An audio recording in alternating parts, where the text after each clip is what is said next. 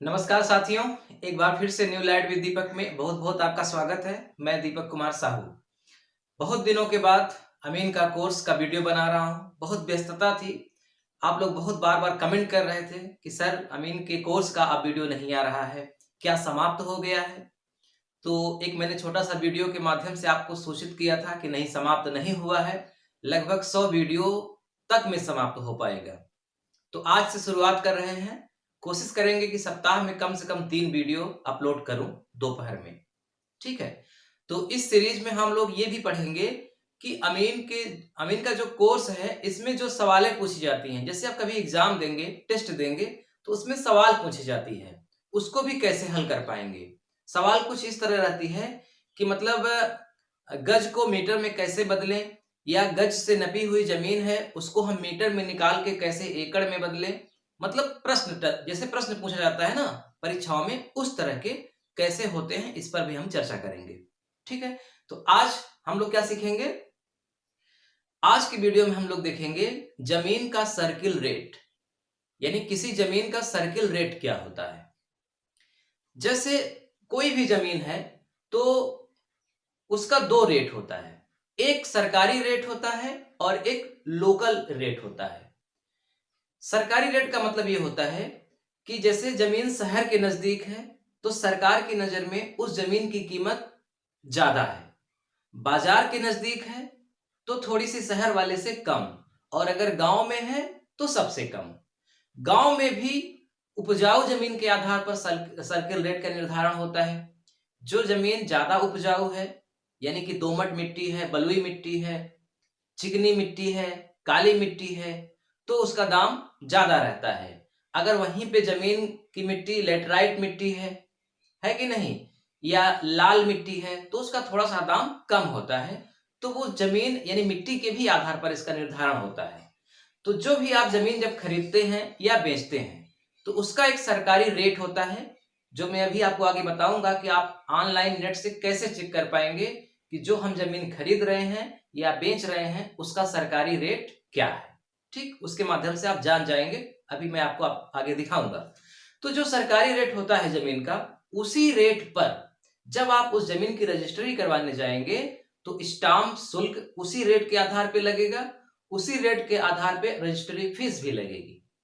जैसे उदाहरण के लिए मान लीजिए कि आप एक प्लाट खरीद रहे हैं, उस प्लाट का सरकारी रेट मान लीजिए 5 लाख रुपए है। ठीक, 5 लाख, मैं एक उदाहरण के तौर पे समझा रहा हूं कि प्लाट का सरकारी रेट 5 लाख रुपए है।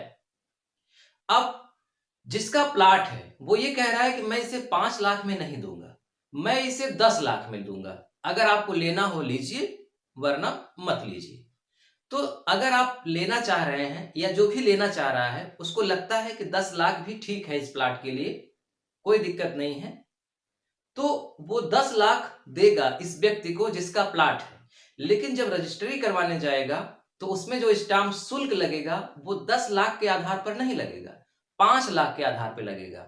और जो रजिस्ट्री की फीस होगी वो भी 5 लाख के आधार पर लगेगी, 10 लाख के आधार पर नहीं।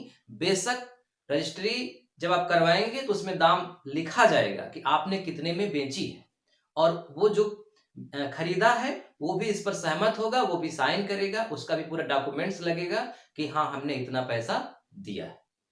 तो अब मैं आपको आगे दिखा रहा हूं कि कैसे आप अपनी जमीन का सर्किल रेट पता करेंगे। ठीक है, तो इसको आप ध्यान से देखिएगा। मैं आपको मोबाइल के ही माध्यम से दिखाऊंगा और इसके माध्यम से आप बहुत अच्छे से जान जाएंगे। तो हम उत्तर प्रदेश के परिप्रेक्ष्य में बात करेंगे, तो लिखेंगे यूपी सर्किल रेट और सर्च करेंगे। जैसे ही सर्च करेंगे ये सामने आपका पेज खुलेगा मूल्यांकन सूची का, इस पर आप क्लिक करिएगा। तो क्लिक करने के बाद जब सर्च करेगा तो ये आएगा इस तरह से, मूल्यांकन सूची विवरण। फिर जनपद चयन करें, उप निबंधक चयन करें। तो आप जनपद में अपना जनपद चयन करिए, आप जिस भी जिले के हैं। उसके बाद नीचे उप निबंधक जो लिखा है ये तहसील है, तो आप जिस भी तहसील के हैं वो तहसील चुनें। ठीक है, तो आप अपनी तहसील चुनने के बाद ये जो कैप्चा लिखा गया है NPWVDV, तो ऐसे ही कोई कैप्चा लिखा हुआ आएगा, उसको आपको इसमें अंकित करना है। उसी तरह अंकित करने के बाद मूल्यांकन सूची देखें, इस पर आपको क्लिक करना है। तो जैसे ही मूल्यांकन सूची देखें पर क्लिक करेंगे, कैप्चा लिखने के बाद, भरने के बाद, तो आपके सामने इस तरह का इंटरफेस खुलेगा। तो मूल्यांकन सूची अपलोड विवरण, फिर नीचे लिखा है ना मूल्यांकन सूची की प्रति देखें।